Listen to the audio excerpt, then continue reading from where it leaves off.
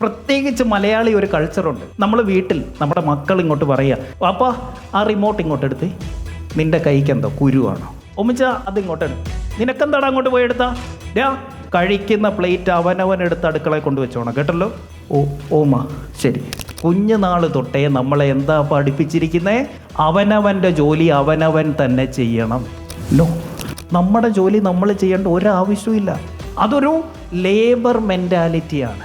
നമ്മുടെ ജോലി നമ്മൾ തന്നെ ചെയ്യണമെന്നുള്ളതൊരു എംപ്ലോയി മെൻറ്റാലിറ്റി. ഒരു എംപ്ലോയർ മെൻറ്റാലിറ്റി എന്താണ്?